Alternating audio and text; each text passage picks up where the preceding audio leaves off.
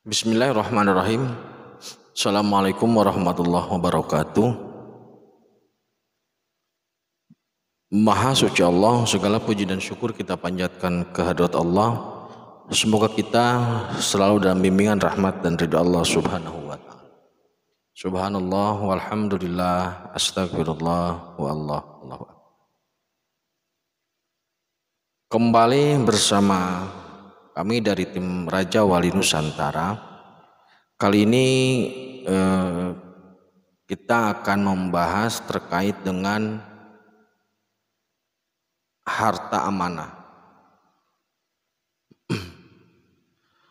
Berbicara terkait dengan harta amanah ini memang sangat kompleks, dalam artian banyak informasi yang berseliweran dengan berbagai versi yang ada.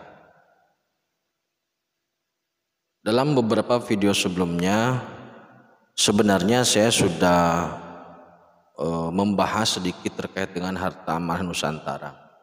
Namun ada beberapa yang perlu untuk ditambahkan. Harta amanah sebenarnya yang dimaksud dengan harta amanah Nusantara yang selama ini dibahas banyak orang sebenarnya adalah harta Allah yang dititipkan. Jadi secara spirit harta itu dititipkan, diturunkan, kemudian secara teknis itu dikelola. Dalam video saya sebelumnya sudah disampaikan bahwa secara spirit harta amanah itu memang dikelola oleh Wali Khidir. Kemudian secara teknis bagaimana akan begitu? Jadi begini saudaraku ya, harta amanah itu atau kekayaan kesejahteraan itu merupakan fasilitas untuk membackup program tauhid. Dahulu Imam Mahdi itu adalah Rasulullah Muhammad SAW. Jadi Muhammad Rasulullah SAW dulu di backup secara finansial di spirit itu oleh Wali Khidir. Itu terlalu jauh, kita langsung ke arah Nusantara. Nah,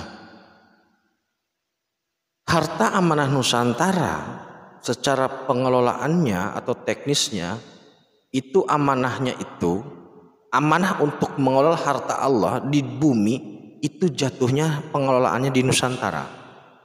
Sekali lagi, harta amanah Allah yang ada di muka bumi itu pengelolaannya diamanahkan ke tokoh-tokoh Nusantara.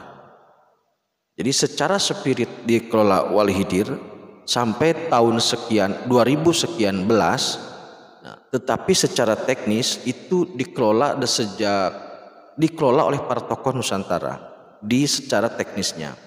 Nah, kemudian untuk pengelolaan teknis harta amanah Nusantara itu dikelola oleh suatu jabatan yang bergelar Pangeran Wongsonegoro. Jadi kita akan mengambil sejarah singkatnya saja. Jadi harta amanah terakhir itu amanahnya ada di Brawijaya V atau Kanjeng Sunan Lawu, kemudian ke Raden Fatah, kemudian ke Sultan Hadiwijaya, kemudian ke Panembahan Senopati, dan kemudian turun ke Raja-Raja Mataram. Mungkin sedikit disinggung bahwa sebenarnya Sultan Hadiwijaya itu adalah cucunya Raden Fatah. Jadi di spirit Raden Fatah itu anaknya Ki Kebo Kenongo dan Ki Kebo Kenongo itu adalah anaknya Raden Fatah. Kemudian Panembahan Senopati di spirit itu adalah anaknya Raden Fatah. Danang Sutawijaya itu aslinya Danang Sutawijaya atau Panembahan Senopati itu aslinya adalah anaknya Sultan Hadiwijaya yang dititipkan di spirit. Nah, kenapa ini disampaikan? Karena nanti ada hubungannya terkait dengan delegasi atau terkait dengan disposisi harta amanah itu.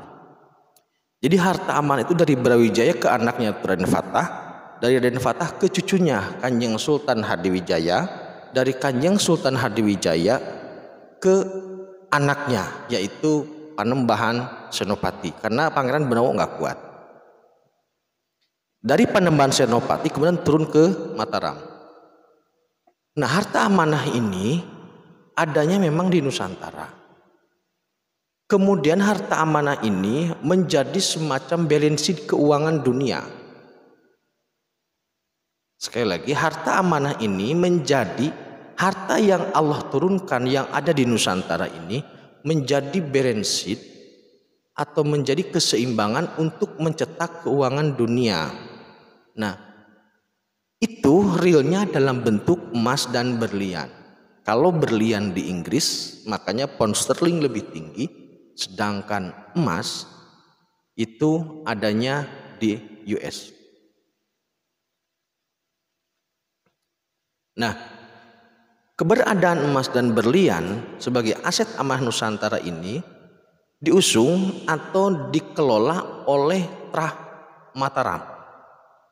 Jadi karena dari atasnya Pangeran Panembahan Senopati, maka dikelolanya oleh Mataram. Jadi Raja-Raja Mataram kemudian mengelola harta itu. Dan pada gilirannya kemudian, saya belum mendapatkan tahun resminya ya, tahun realnya, harta ini menjadi balance sheet keuangan dunia. Kemudian dijadikan sebagai semacam kolateral untuk keuangan dunia. Nah, untuk mengelola itu maka diutuslah dari Mataram seorang yang dijadikan sebagai pengurus atau sebagai pengelola keuangan itu. Nah, pengelola keuangan itu jabatannya adalah Wongsonegoro. Jadi jabatan dalam mengelola keuangan dunia itu jabatannya adalah Wongsonegoro. Nah, Wongsonegoro ini orangnya lain-lain, orangnya beda-beda. Jadi Wongsonegoro itu jabatan. Orangnya beda-beda dan selalu berganti.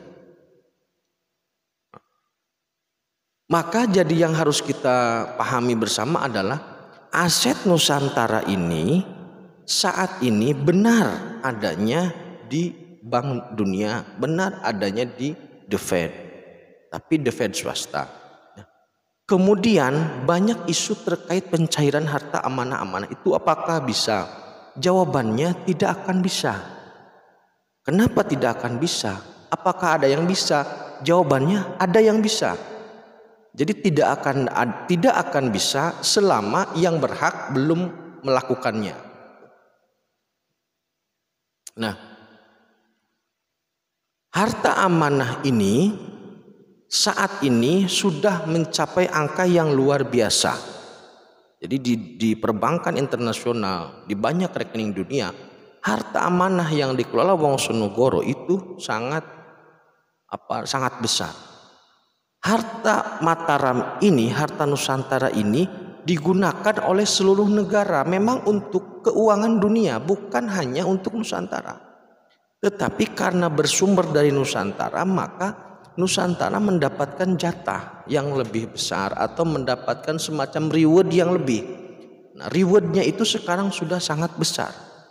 Banyak orang, banyak kalangan yang mencoba untuk mencairkan dana itu dengan underline dan sebagainya, dan tidak ada yang pernah berhasil. Dan saya menjamin tidak akan berhasil kalau bukan yang haknya.